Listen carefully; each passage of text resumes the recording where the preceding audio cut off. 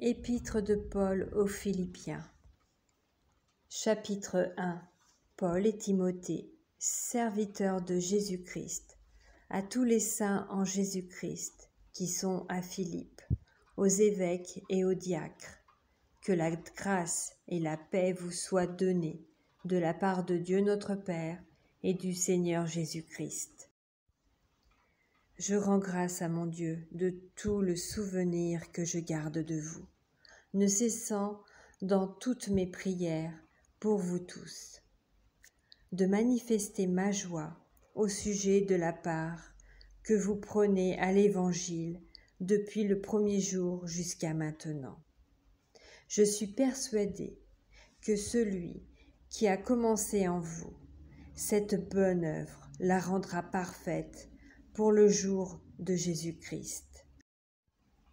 Il est juste que je pense ainsi de vous tous, parce que je vous porte dans mon cœur, soit dans mes liens, soit dans la défense et la confirmation de l'Évangile.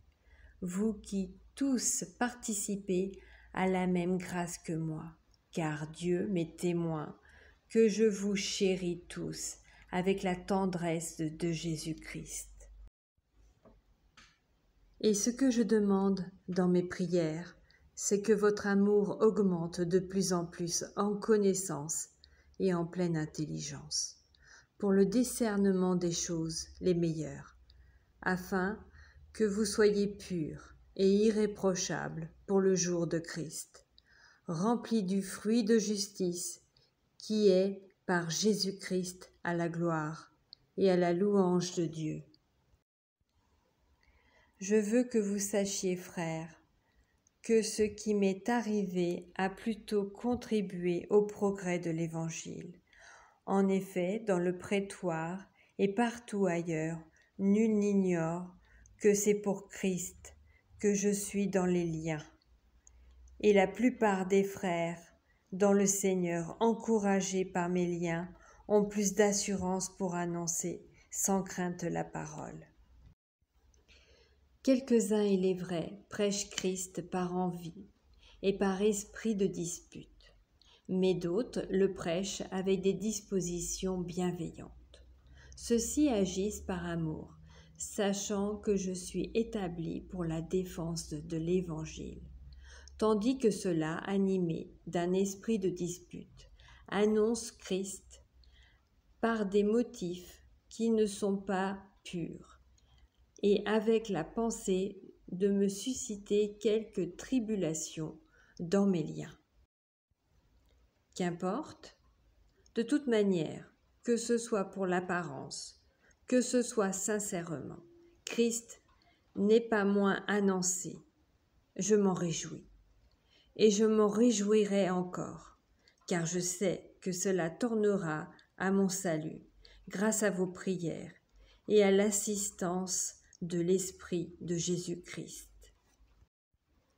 Selon ma ferme attente et mon espérance, que je n'aurai honte de rien, mais que maintenant, comme toujours, Christ sera glorifié dans mon corps avec une pleine assurance, soit par ma vie, soit par ma mort, car Christ est ma vie, et la mort m'est un gain. Mais s'il est utile pour mon œuvre que je vive dans la chair, je ne saurais dire ce que je dois préférer. Je suis pressé des deux côtés. J'ai le désir de m'en aller et d'être avec Christ, ce qui de beaucoup est le meilleur, mais à cause de vous, il est plus nécessaire que je demeure dans la chair.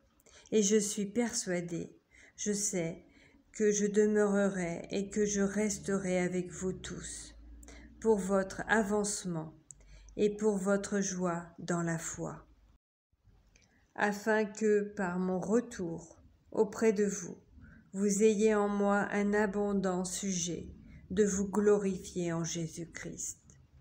Seulement conduisez-vous d'une manière digne de l'Évangile de Christ, afin que, soit que je vienne vous voir, soit que je reste absent, j'entende dire de vous, que vous demeurez fermes dans un même esprit, combattant d'une même âme pour la foi de l'Évangile, sans vous laisser aucunement effrayer par les adversaires, ce qui est pour eux une preuve de perdition, mais pour vous de salut, et cela de la part de Dieu, car il vous a été fait la grâce par rapport à Christ, non seulement de croire en lui, mais encore de souffrir pour lui, en soutenant le même combat que vous m'avez vu soutenir et que vous apprenez maintenant que je soutiens.